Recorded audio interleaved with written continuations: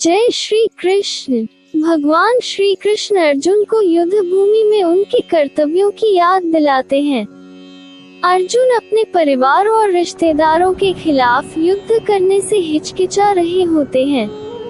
श्री कृष्ण उन्हें बताते हैं कि हर व्यक्ति का अपना एक कर्तव्य होता है, स्वधर्म जिसे पूरा करना आवश्यक है, भले ही परिस्थितियां कैसी भी हो। वे कहते हैं कि अपने धर्म का पालन करना, चाहे उसमें कष्ट ही क्यों न हो, मोक्ष प्राप्ति का मार्ग है। श्री कृष्ण का सबसे महत्वपूर्ण उपदेश निष्काम कर्म योग है। इसका अर्थ है बिना किसी फल की इच्छा के अपने कर्तव्यों का पालन करना। कर्म करने के बाद उसके फल की चिंता न करना, क्योंकि कर्म करना मनुष्य के हाथ में है, लेकिन उसका परिणाम भगवान के हाथ में होता है। श्री कृष्ण कहते हैं, कर्मण्येवाधिकारस्ते मा फलेषु कदाचन, अर्थात तुम्हारा अधिकार केवल कर्म करने में है, फल की चिंता मत करो। अर्जुन को समझाते हुए श्री कृष्ण कहते हैं कि आत्मा न तो जन्म लेती है न मरती है। आत्मा अमर और अविनाशी है, जबकि शरीर नश्वर है।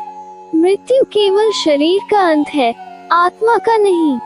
इसलिए मृत्यु से डरने की आवश्यकता नहीं है। आत्मा का न तो कोई जन्म होता है और न ही मृत्यु। ये सिर्फ शरीर को त्यागती है और नया शरीर धारण करती है, जैसे मनुष्य पुराने वस्त्रों को त्याग कर नए वस्त्र धारण करता है। श्री कृष्ण भक्ति योग की महिमा बताते हैं, जिसमें व्यक्ति भगवान के प्रति संपूर्ण समर्पण करता है। वे कहते हैं कि जो व्यक्ति पूरी निष्ठा और प्रेम के साथ उनकी आराधना करता है, वे उसे अपने हृदय में स्थान देते हैं और उसकी सभी चिंताओं को दूर करते हैं। भक्ति योग मोक्ष प्राप्ति का सरल और सर्वोत्तम मार्ग है। श्री कृष्ण जी ज्ञान योग के महत्व पर भी जोर देते हैं। ज्ञान योग का अर्थ है आत्मा और परमात्मा के वास्तविक स्वरूप का ज्ञान प्राप्त करना। जो व्यक्ति सही ज्ञान प्राप्त करता है, वह जीवन और मृत्यु के चक्र से मुक्त हो जाता है। ज्ञान योग से व्यक्ति को ये समझ में आता है कि वह आत्मा है, न कि केवल शरीर। ये ज्ञान उसे संसार के मोह माया से मुक्त करता है।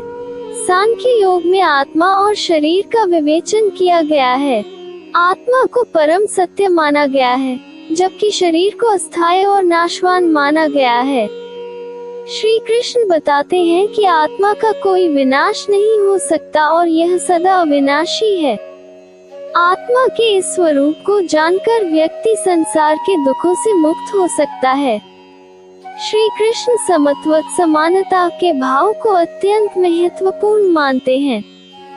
वे कहते हैं कि सुख दुख, सफलता असफलता, लाभ हानि आदि में समान भाव रखना चाहिए। जो व्यक्ति जीवन के उतार चढ़ावों में सम रहता है, वह सच्चा योगी है। जीवन में स्थिरता और शांति प्राप्त करने के लिए इस संभाव को अपनाना आवश्यक है। श्री कृष्ण माया भौतिक जगत की अस्थायी प्रकृति के बारे में बताते हैं। वे कहते हैं कि यह संसार माया से ढका हुआ है और यही माया हमें सत्य से दूर रखती है। जब व्यक्ति माया से ऊपर उठता है और सत्य को जानता है, तभी उसे मुक्ति प्राप्त होती है। अज्ञान अविद्या की माया का मूल कारण है और इस अज्ञान को ज्ञान के प्रकाश से ही दूर किया जा सकता है। श्री कृष्ण बताते हैं कि अहंकार अहम का त्याग करके ही व्यक्ति सच्ची शांति और मोक्ष प्राप्त कर सकता है। जब व्यक्ति यह समझ लेता है कि वही ईश्वर का एक अंश है और उसका अस्तित्व केवल ईश्वर की कृपा पर निर्भर है, तब वह अहंकार से मुक्त हो जाता है। अहंकार मोक्ष प्राप्ति में सबसे बड़ा अवरोध है। श्री कृष्ण अर्जुन को अपने विराट स्वरूप का दर्शन कराते हैं, जिससे प्रमाणित होता है कि वे सर्वव्यापी और सर्वशक्तिमान हैं।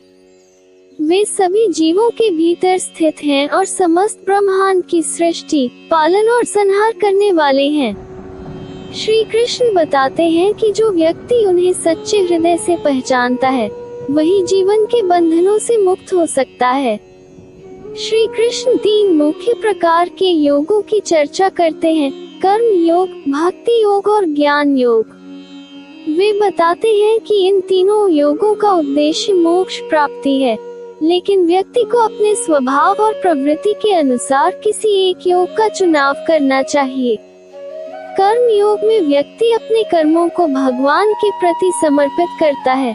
भक्ति योग में प्रेम और श्रद्धा से भगवान की आराधना करता है, और ज्ञान योग में आत्मा और परमात्मा के ज्ञान का अनुसरण करता है। दोस्तों, वीडियो अच्छी लगी हो तो लाइक और सब्सक्राइब जरूर कर ले। जय श्री कृष्ण।